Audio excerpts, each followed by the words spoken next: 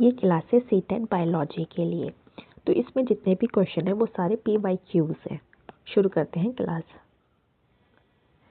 तो first question है, which of the following statements are true? इनमें से कौन सा स्टेटमेंट सही है? तो इस क्वेश्चन में पूछ रहे हैं केमिकल चेंज और फिजिकल चेंज के बारे में। इन्होंने दे रखा है कि क्रिस्टलाइजेशन जो है वो एक केमिकल चेंज है, फोटोसिंथेसिस जो है एक केमिकल चेंज है, राइपनिंग ऑफ ए फ्रूट यानी फ्रूट का जो पकना होता है वो एक फिजिकल चेंज होता है, फॉर्मेशन ऑफ कर्ड जो होता है दही का बनना दूध से, वो क्या होता है कि एक केमिकल चेंज होता है। तो इसमें जो याद रखने वाली चीज़ ये है कि जब हमारा न्यू सब्सटेंस बनता है, न्यू चीज़ बनती है, तो वो बनता है, उसे बोलते हैं केमिकल चेंज। जब कोई भी न्यू सब्सटेंस नहीं बनता है तो वो क्या हो जाता है, फिजिकल चेंज। सिर्फ ये रखना याद है, बस इसको याद रखना है। अब देखो इसको कैसे लगाते हैं, इतना याद रखा, जब न्यू सब्सटेंस बनेगा तो क्या हो जाएगा, केमिकल चेंज। अब देखो क्रिस्टलाइजेशन जो होता है, पहले इसका आंसर क्या है, BND is the correct answer. अब क्यों है ये समझते हैं। क्रिस्टलाइजेशन जो है एक केमिकल चेंज है, केमिकल चेंज नहीं है। क्योंकि क्यों नहीं है, क्योंकि क्रिस्टलाइजेशन क्या होता है, क्रिस्टलाइजेशन जैसे सपोज हमने पानी लिया, उसमें हमने नमक डिसॉल्व करा, फिर उसको हमने गरम किया, उस पानी को गरम करने के बाद उसको और उबाला जब तक पानी जो है एवोपरेट हो जाए, भाप बन के निकल जाए। फिर उसके बाद उस जो पानी है उसको ठंडा करा, जब ठंडा करते हैं तो वो जो होता है वो बन जाता है क्रिस्टल। अब देखो इसमें कोई भी नई सब्सटेंस नहीं बना है।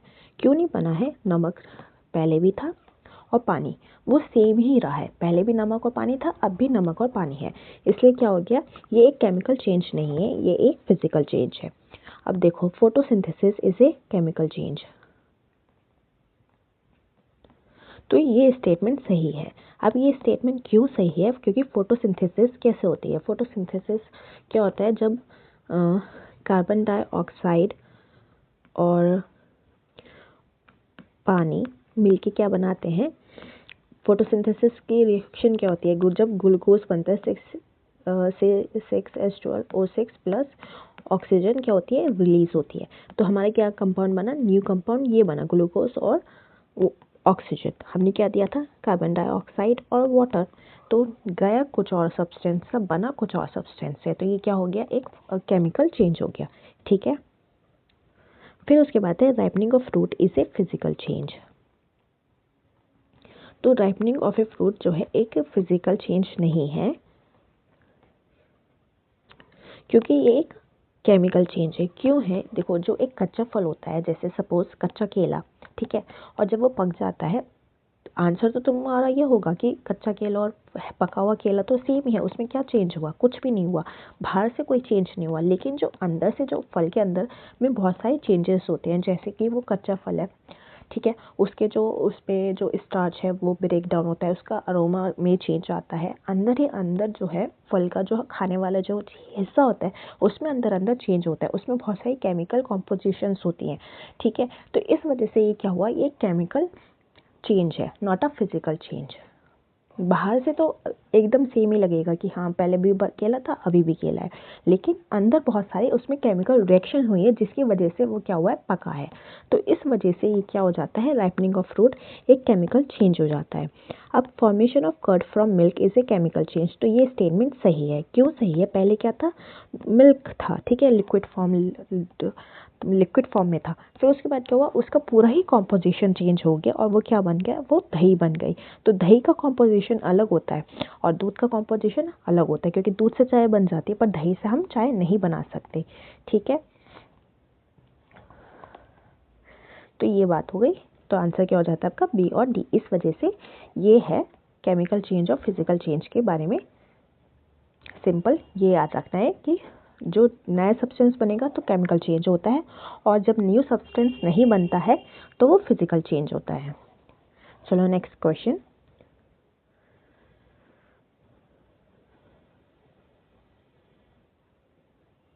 ये क्वेश्चन बहुत अच्छा है, देखो ए जो है ये डैश है, इसे फिल करना है इसे। Is a technique of vegetative propagation in which a part of the stem और a young branch of a plant is pulled and buried in moist soil. तो इसमें क्या कह रहे हैं कि एक प्लांट है, ठीक है, ये सपोज प्लांट है, उसकी ये ब्रांचेस है। अब क्या करते हैं, ये सॉइल है, तो इसमें ये जो ब्रांच होती है इसको तोड़ते नहीं है, इसको डायरेक्टली मिट्टी में दबा देते हैं और फिर यहाँ से एक नया पौधा निकलता है, ठीक है, उसको बिना तोड़े उसको ज़मीन में दबा देते हैं। तो यही बोल रहे हैं। और ऐसे वाली जो वेजिटेशन प्रोपोगेशन होती है, ऐसी वाली वेजिटेटिव को क्या बोलते हैं, लेयरिंग बोलते हैं, लेयरिंग, ठीक है। एक बार को एग्जाम्पल्स याद नहीं होंगे या पता नहीं होगा, लेकिन अगर ये याद होगा कि वेजिटेटिव प्रोपोगेशन याद होनी चाहिए कि क्या क्या होता है, क्योंकि ऑप्शन में सिर्फ एक ही जगह लेयरिंग है और इसी तरीके से ऑप्शन आएंगे, तो ये कॉम्प्लिकेटेड नहीं होगा, ठीक है। तो इसमें ऑप्शन क्या है, लेयरिंग। अगर ये सेकंड डैश भी नहीं पता कि क्या एग्जाम्पल, तो आंसर इससे ही पता चल जाएगा क्या है, कि जैस्मिन हो जाएगा सेकंड वाला आंसर। तो इस ये किस में देखा जाता है, ये जैस्मिन में देखा जाता है। जैस्मिन में क्यों देखा जाता है, क्योंकि हमें एक ऐसा पौधा चाहिए जिसमें हम फ्लेक्सिबल उसकी ब्रांच हो कि हम उसको ऐसे मोड़ के मिट्टी में दबा सकें, वरना कुछ प्लांट्स ऐसे होते हैं उसको मोड़ना चाहो तो क्या होता है, टूट जाती हैं। अब दूसरे ऑप्शन देखते हैं क्या क्या होता है, कटिंग, ग्राफ्टिंग, बडिंग, ठीक है। आंसर ये हो गया आपका लेयरिंग, जैस्मिन।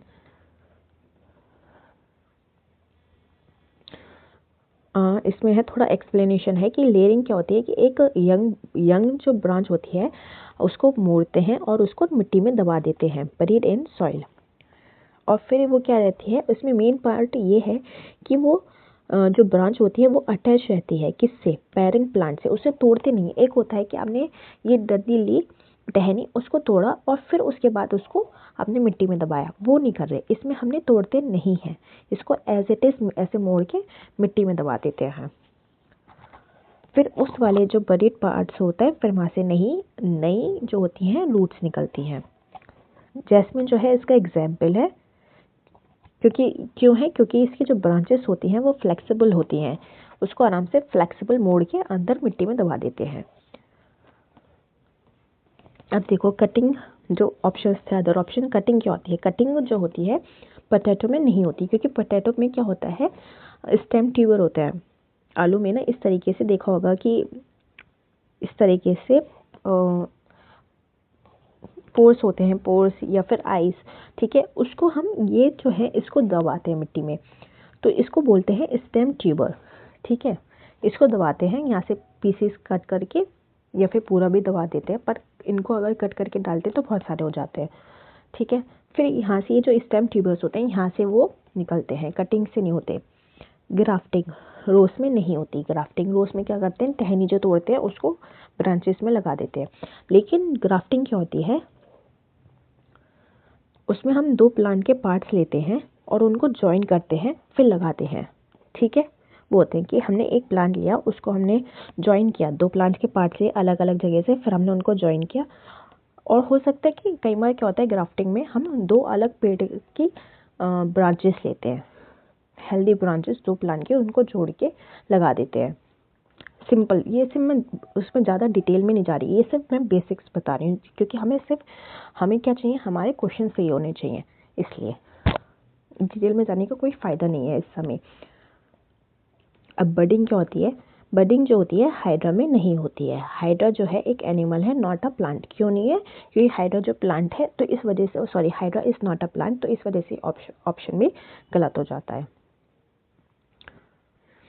नेक्स्ट क्वेश्चन देखो, इसमें कह रहे हैं कि एक हार्मोन रेगुलेट करता है carbohydrate, protein and fat metabolism in our body. जहाँ पे भी आ जाए मेटाबॉलिज्म इन आवर बॉडी, उसका आंसर होता है थायरॉक्सिन, ठीक है। मेटाबॉलिज्म का क्या आ जाएगा, जहाँ पे भी मेटाबॉलिज्म आ जाए उसका आंसर हो जाएगा थायरॉक्सिन। अब ये थायरॉक्सिन कहाँ से सिक्रेट होती है, सिक्रेटेड बाय थायरॉइड ग्लैंड से, ठीक है। अब इसको क्या चाहिए होता है, इन अवर डाइट आयोडीन चाहिए होता है। अगर आयोडीन की कमी हो जाएगी तो इस वजह से क्या हो जाता है, इसके जो फंक्शन जो होता है इस पर इम्पैक्ट पड़ जाता है, गड़बड़ करने लग जाता है, ठीक है। इसको और थोड़ा और डिटेल में समझते हैं, ये तो इसका आंसर है।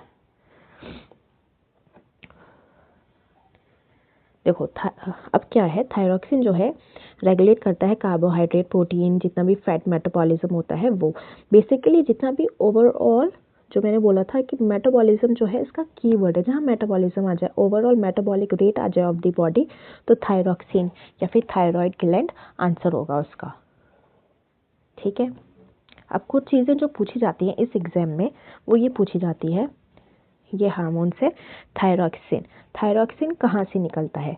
ये निकलता है थायराइड ग्लैंड से, और इसका फंक्शन क्या है? मेटाबॉलिज्म को रेगुलेट करना इसका फंक्शन है। अब इंसुलिन के बारे में पूछा जाता है, इंसुलिन कहाँ से निकलता है? पैंक्रियास से निकलता है। ठीक है, और इसका काम क्या होता है? इंसुलिन का काम क्या होता है? ब्लड शुगर को कंट्रोल करना। इसी तरीके से एड्रेनलिन जो होता है वो कहाँ से निकलता है? वो निकलता है एड्रेनल ग्लैंड से, और इसका फंक्शन क्या होता है? फाइट या फिर फ्लाइट। और ग्रोथ हार्मोन कहाँ से निकलता है? पिट्यूटरी ग्लैंड से, इसका काम क्या होता है? बॉडी की ग्रोथ के लिए। तो ये चीज़ें जो हैं ये याद होनी चाहिए। ठीक है, क्योंकि ये चीज़ें पूछी जाती हैं।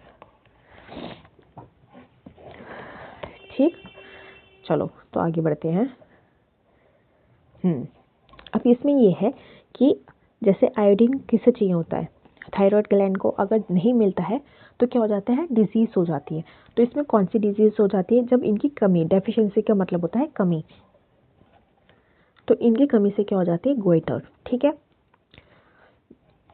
फिर आता है इंसुलिन। इंसुलिन में अगर इंसुलिन नहीं होगा तो बॉडी में क्या हो जाता है? डायबिटीज़ हो जाती है। डायबिटीज़ किसकी वजह से होती है? इंसुलिन की वजह से। और इंसुलिन कहाँ से निकलता है? पैंक्रियास से। ग्रोथ हार्मोन में क्या हो जाता है? अगर ग्रोथ हार्मोन की कमी हो जाती है तो क्या हो जाएगा? ड्वार्फिज्म। ड्वार्फिज्म मतलब होता है हाइट कम रह जाती है। ठीक है, तो ये चीज़ें भी याद होनी चाहिए कि अगर इसकी कमी हो जाएगी तो फिर कौन सी डिजीज़ हो जाती है। अब ये है मैचिंग। नेक्स्ट क्वेश्चन, ये भी प्रीवियस ईयर क्वेश्चन है, सारे प्रीवियस ईयर क्वेश्चन है। ये है अडेप्टेशंस। कुछ जो होती है लीव्स जो होती हैं अडेप्ट करती हैं अपने एनवायरनमेंट के हिसाब से, और यह पर्पस क्यों करती हैं? ठीक है, लार्ज सर्कुलर लीव्स। तो लार्ज सर्कुलर लीव्स जो होती हैं वो हेल्पफुल होती हैं वो प्रोवाइडिंग बोएंसी। इसका मतलब ये है कि कुछ जो होती है, ये है पूछ रहे हैं एक्वेटिक प्लांट्स के लिए।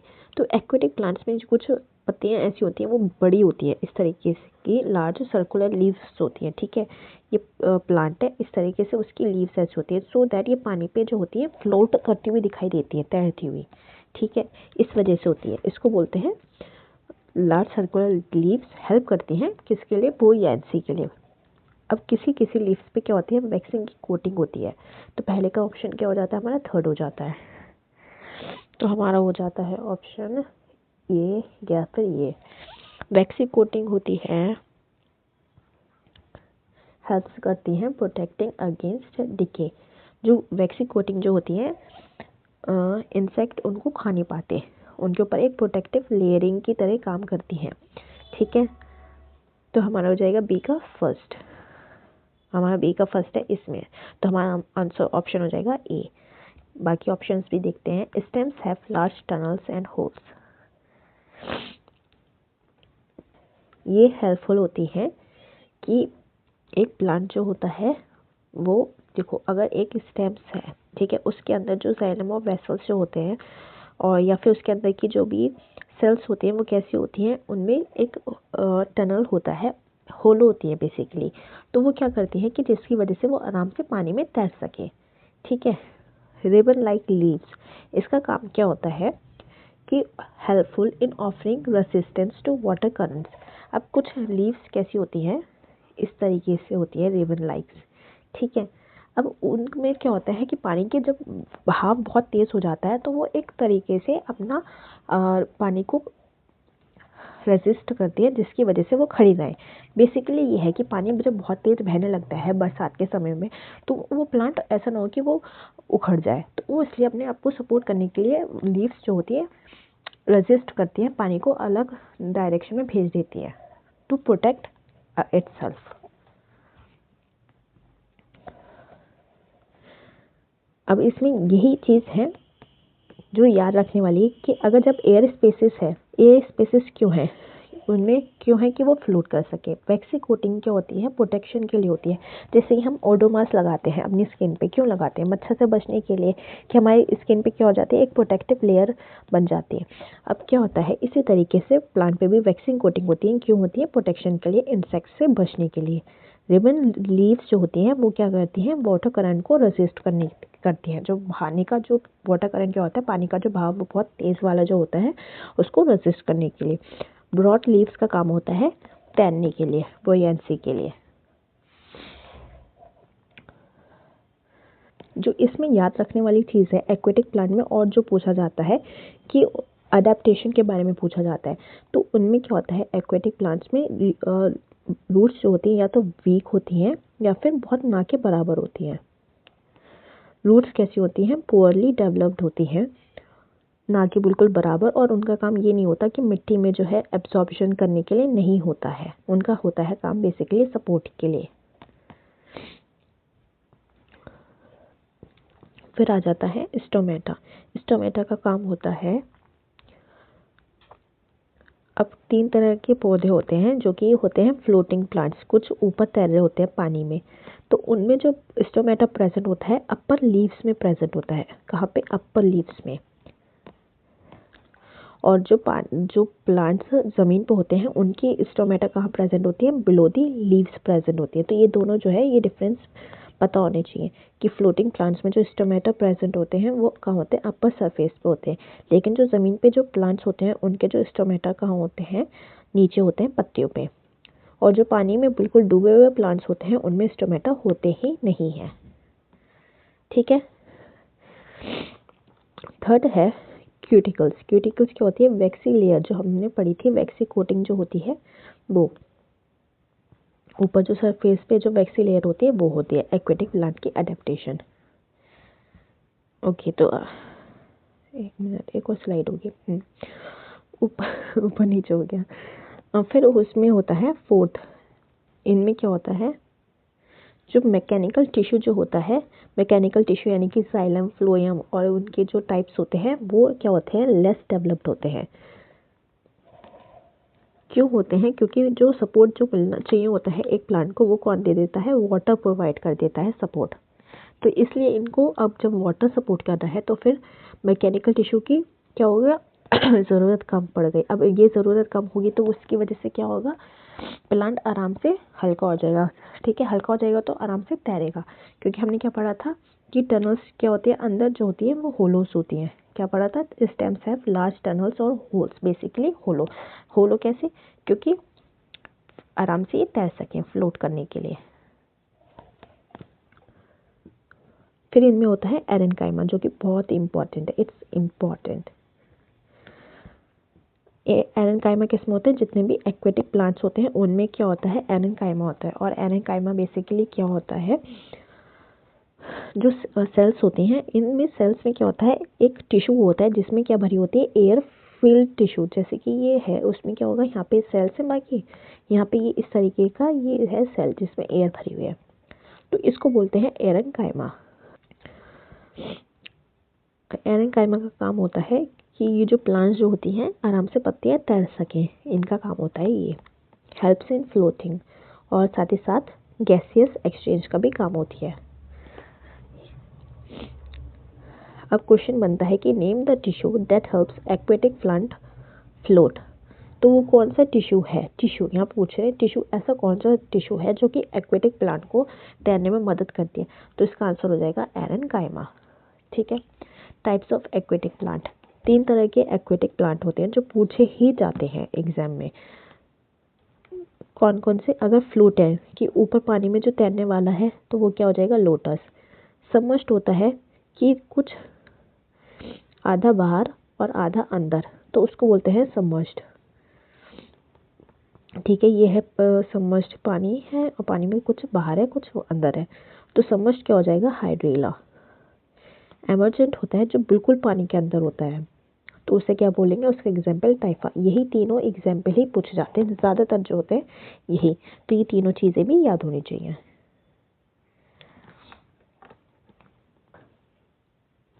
अगली क्लास में और PYQs के साथ और क्वेश्चन के साथ मिलेंगे।